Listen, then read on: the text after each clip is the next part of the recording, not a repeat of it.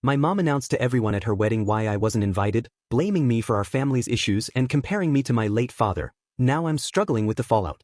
There is nothing more painful than being publicly humiliated by your own mother, especially at a moment that should have been filled with joy. When my mom got remarried, I had no idea that her wedding would be the catalyst for the fallout that would completely change our relationship. What should have been a celebration of love turned into a stage for my mother to air our dirty laundry, and not just for me, but for everyone to see. At the height of the ceremony, she announced to all the guests why I wasn't invited. Her words cut deep as she placed the blame squarely on my shoulders for the issues in our family, comparing me to my late father and declaring that I was the one who had ruined everything. It was like my entire life, every struggle, every misunderstanding we had, was suddenly exposed for the world to judge. And now, months later, I am still struggling to pick up the pieces of my life after that moment. I had always known that my relationship with my mother was complicated, but nothing could have prepared me for what happened on her wedding day. Growing up, I never felt like I fully fit into the mold of the family she had envisioned. She always seemed to be comparing me to my father, who had passed away when I was young. As a child, I had never understood why she was so distant, why she often seemed frustrated with me. I remember trying to seek her approval, but no matter how hard I tried, it never seemed enough. It was as if she was trying to replace my father through me, but I could never live up to that impossible standard. Every small mistake or personal choice I made was scrutinized, and I grew up feeling like I was always falling short. As I got older, the distance between us grew wider. Our disagreements, which used to be small misunderstandings, started to turn into full-blown arguments. She constantly compared me to my late father, pointing out how I lacked his qualities, how I wasn't as successful or as perfect. I struggled with my identity, feeling torn between trying to live up to her expectations and finding my own path. Our bond, once so natural, became strained, and by the time she started dating again after my father's passing, I was already emotionally distant. When my mom first announced that she was getting remarried, I was taken aback. I wasn't opposed to her moving on. After all, she deserved happiness. But it was the timing and the way she went about it that troubled me. She had only been dating this man for a few months, and it felt like the decision was rushed. Her excitement about the wedding was contagious, but it wasn't shared by everyone in the family. My siblings, while happy for her, weren't exactly thrilled with the idea either. They could see the strain that her new relationship was putting on our family dynamic. As the wedding approached, my mom made it clear that she wanted everything to go perfectly. She wanted us all to be on our best behavior and to support her as she started this new chapter. But for some reason, when the invitations were sent out, I wasn't included. My mom didn't explain why. She just told me that she didn't feel it was the right time for me to be there. I was crushed, but I tried to understand. She had her reasons, or so I thought. When the day finally arrived, I had resigned myself to the fact that I wouldn't be a part of this new chapter. But I could never have anticipated the cruel twist that was about to unfold. The events that followed would reveal painful truths, ones I wasn't prepared for, and they would change the way I saw my family forever. The day of my mother's wedding arrived, and with it came an overwhelming mix of emotions. On one hand, I understood that my mom was excited about her new life, but on the other, the absence of my presence felt like an unspoken wound. I had been excluded, but I told myself it was for the best, that perhaps I was simply too emotional to be there. After all, how could I watch her marry someone else without feeling a pang of loss, even if it was irrational? I spent the day in solitude, reflecting on the family I once knew. Memories of my father, who had been the glue that held us all together, flooded my mind. He had been the kind of man who always knew the right thing to say, the one who made me feel loved no matter what. Losing him had been one of the hardest things I'd ever faced, and even though years had passed, the scars still lingered. My mom's remarriage felt like a betrayal in some ways, but I tried to push those feelings down. I didn't want to seem selfish, especially when she was finally moving forward. As the hours ticked by, I wondered how my siblings were handling the wedding. I didn't know if they were invited either, but I assumed they were. After all, they were my mother's children. It was a cruel thought, but I couldn't help feeling that my mother had chosen to distance herself from me, leaving me out in the cold. I wanted to be happy for her, truly, but I also needed closure for myself. Later in the evening, my phone buzzed with a message from my older brother, Ben. I had been avoiding family contact that day, but something told me I should check his message. It was a simple text: "Mom wants to talk to you after the wedding. She has something important to say." My heart raced as I read the message again. Why would she want to talk to me? Was she finally going to apologize for not inviting me? Or perhaps, she had some kind of explanation, something that would ease the weight I felt pressing down on me. Against my better judgment, I decided to go over to my mom's house that evening. It was a decision that I would come to regret deeply, but at the time, I just wanted to understand. I wanted the closure that had eluded me for years. When I arrived, the house was quiet, but there was an air of excitement still lingering. My mom and her new husband, Greg, were in the living room, enjoying their first night together as a married couple. As I walked into the room, the look on my mom's face was not one of happiness, but of something else, something I couldn't quite place. She looked at me and I could tell that something was off. Greg was standing next to her, arms crossed, watching me with an intensity one couldn't quite explain. "Sit down," my mom said in a cold, commanding tone, gesturing to the empty chair across from her. I sat down, unsure of what to expect. The silence between us was suffocating. My heart was pounding, and I could feel the tears threatening to spill, but I held them back. I had to stay strong at least for a moment longer. "I know you're upset," my mom began, her voice strained. "And I'm sorry for how things have gone between us. But there are things you don't understand." I nodded, but I didn't speak. I didn't trust myself to say anything without breaking down. "I didn't invite you to the wedding for a reason," she continued. "It's because you're too much like your father." The words hit me like a punch to the gut. "What do you mean?" I asked, barely able to get the words out. "You know exactly what I mean," she said, her voice rising now. "You act just like him, selfish, demanding, always thinking the world revolves around you. You never cared about what I wanted, about what was best for our family." I couldn't believe what I was hearing. How could she say this to me? How could she twist everything I had been through, everything I had tried to do to maintain some semblance of a relationship with her, into something ugly? I had spent years trying to heal from the wounds of losing my father, and now she was blaming me for it. I felt my throat tighten as tears welled in my eyes.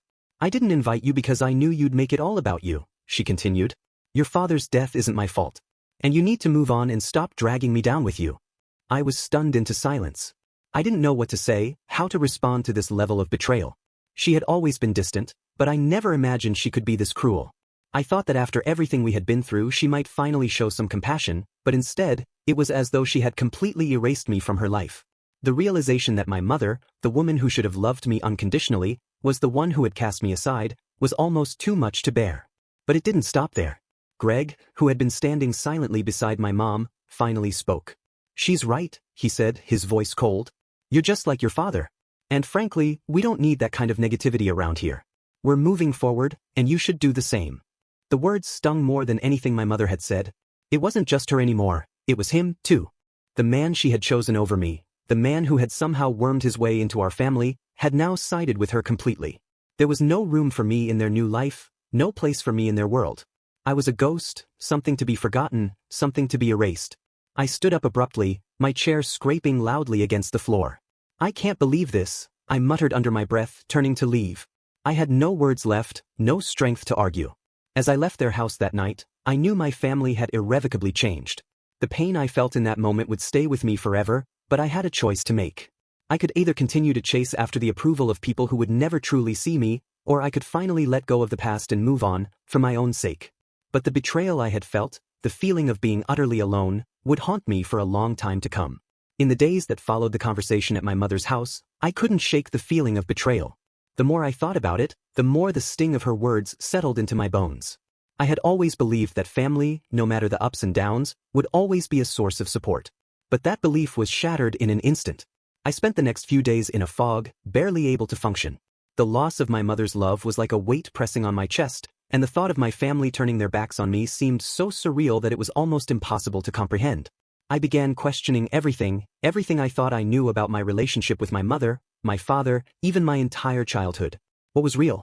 Had I been so blinded by the love I had for them that I failed to see the cracks in our family all along? As I continued to process what had happened, my phone buzzed one morning with a message from my older brother, Ben. I had not spoken to him since the wedding debacle, so his message took me by surprise. He didn't often reach out unless it was absolutely necessary, so I opened it immediately. It was short and to the point. "We need to talk. It's important." I stared at the text for a moment, my heart racing. Part of me didn't want to deal with any more of my family's drama. I just wanted to heal and move forward. But I couldn't ignore it, especially when it came from Ben. So, I agreed to meet him at a cafe that afternoon. When I arrived, I found him sitting at a corner table, his face etched with concern. Ben and I had never been particularly close, but we shared the same pain when our father passed away, and that had created a bond between us. I was surprised at how fragile he looked as I approached. He wasn't his usual self-assured self. There was a weariness in his eyes that I had never seen before. "I'm glad you came," he said softly, motioning for me to sit down. "I don't know how to say this, but Mom, she's not okay." I raised an eyebrow, confused. "What do you mean?" "She's the one who's been pushing me away. Why should I care?" Ben sighed, rubbing his forehead as if gathering the strength to continue. I don't know all the details, but she's been struggling for a while. She's been keeping a lot from us. And I think it's finally caught up with her. I listened intently, not knowing what to expect. The anger I had felt toward her for excluding me from the wedding, for her cruel words, was still raw. But I was curious. I wanted to understand what had really been going on behind the scenes. Maybe there was more to the story than I knew. Ben leaned in closer, his voice low and urgent. Mom didn't tell you everything about why she cut you off. It's not just because of Dad, or because of you being like him. That's part of it, sure, but there's more. You see, she's been hiding something from all of us. My mind raced, trying to make sense of what he was saying. What are you talking about? Ben hesitated, looking around as though ensuring no one was listening. Mom, she's been seeing someone else for a while. Someone we don't know about. And I think it's why she's been so distant. She's been hiding it, but it's been affecting everything. Her decisions, her actions, even the way she's been treating you. I felt a wave of nausea hit me as I processed his words. So, that's why she married Greg so quickly? I asked, my voice trembling. It's all just about him? She pushed me aside for some secret affair? Ben nodded, his eyes filled with sympathy. I think it's more than that. I think she was trying to cover up the affair, to make it all look normal. Greg was the answer to her guilt. And the rest of us, especially you, became collateral damage. I sat back in my chair, the weight of his revelations sinking in. All this time, I had been blaming myself. I had convinced myself that I was somehow at fault, that my actions or behavior had driven my mother to shut me out. But the truth was far more complex and painful. She had been hiding her own guilt, her own secrets, and in doing so, she had pushed me away. I wasn't just the scapegoat, I was the casualty of her lies. As the truth began to unravel, so did my understanding of everything that had transpired over the past years.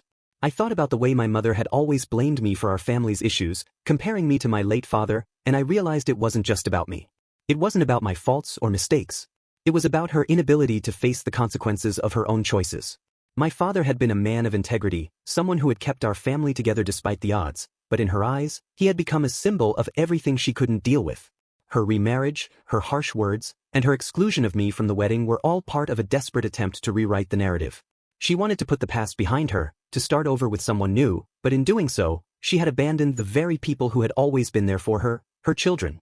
I didn't know, I whispered, my voice breaking. I had no idea. Ben reached out and placed a hand on mine, offering comfort in his own way. You couldn't have known. Mom kept us all in the dark. But I'm telling you now. You're not the problem. You never were. I nodded, the tears that had been threatening to spill now finally falling. For the first time in weeks, I felt a sense of clarity. The weight on my chest began to ease, and the fog lifted. I wasn't alone. I still had Ben, and no matter what, we were in this together. But even as the truth settled in, I knew this wouldn't be an easy road to walk.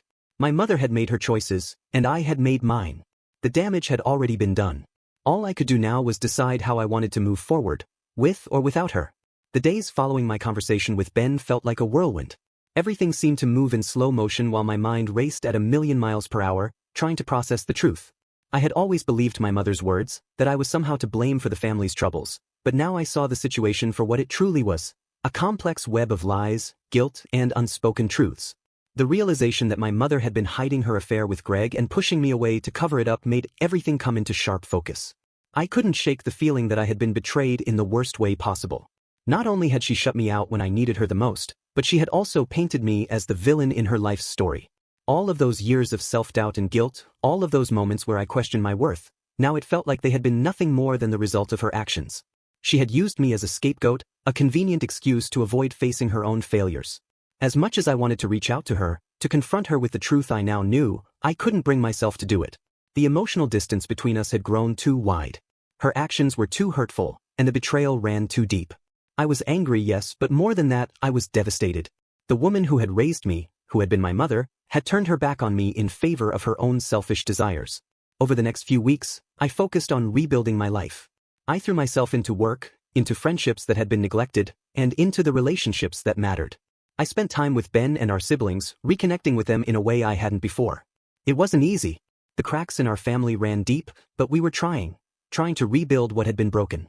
But no matter how much I tried to move on, there was always that nagging feeling in the back of my mind. What if I could still fix things with my mom? What if I was the one who needed to reach out first? Would she even care after everything that had happened? Those thoughts haunted me, and yet, I couldn't bring myself to be the one to make the first move. It felt too unfair. I had been the one who had been hurt, the one who had been cast aside without explanation. It was up to her to make the effort, not me. Then one afternoon, I received an unexpected phone call. It was from my mother. I had avoided her calls up until that point, but this time, I felt a strange pull to answer. Maybe it was the hope that things could somehow get better, or maybe it was the part of me that still wanted to have a relationship with her despite everything that had happened. I picked up the phone, my heart racing. Hello. Hi. My mother's voice was quiet, hesitant. It's me. I sat there in silence for a moment, unsure of what to say. I had so many questions, so much anger, and yet I knew I couldn't just unleash all of it on her. Not now. Not after everything that had happened. I've been thinking a lot, she continued, about what I did. About you. I took a deep breath, trying to steady myself. You hurt me, Ma. You betrayed me. I know, she said, her voice trembling. I'm so sorry. I've been so selfish, and I've hurt you in ways I can't even begin to explain. I wasn't sure what to think. I had spent so much time angry at her, and yet now, hearing her admit to her mistakes, I felt a strange sense of sadness. It was too little, too late. She couldn't just erase the years of hurt with an apology. But part of me, the part that still longed for a relationship with her, wanted to believe that maybe, just maybe, we could rebuild what we had lost. I know I can't fix everything, she said, almost as if reading my mind. But I want to try. I want to be a better mother to you. I want to make things right. I didn't know how to respond. The hurt was still there, raw and fresh, and no words could undo the damage that had been done. But I also knew that healing wasn't going to come from holding on to the past. It wasn't going to come from staying angry and bitter forever. Maybe, just maybe, I could start to forgive her, not for her sake, but for mine. I don't know if I can trust you again, Mom, I said finally, my voice thick with emotion. But I'll try. I'll try if you really mean it. I do, she said quickly. I do mean it. I just want to fix things between us.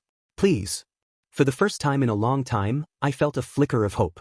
It wasn't going to be easy and it wasn't going to happen overnight, but maybe, just maybe, we could start to rebuild our relationship. It was going to take time, a lot of time, and a lot of effort on both our parts. But the fact that she was willing to admit her mistakes, to acknowledge the pain she had caused, it meant something. It gave me something to hold on to. As the weeks went by, we began to talk more. Slowly, cautiously, we started to rebuild the foundation of our relationship. There were still moments of tension, still moments when I felt like I couldn't fully forgive her, but I knew that healing wasn't linear. It would take time, but I was willing to try, for my own peace of mind. It wasn't easy, and I knew it would take a long time before things were truly healed. But for the first time in a long time, I felt like there was a chance, like we could both find a way to move forward. If you've ever faced a family conflict or struggled to rebuild a relationship, I'd love to hear your thoughts and experiences in the comments below. Don't forget to like the video, subscribe to the channel, and press the bell icon so you never miss a story.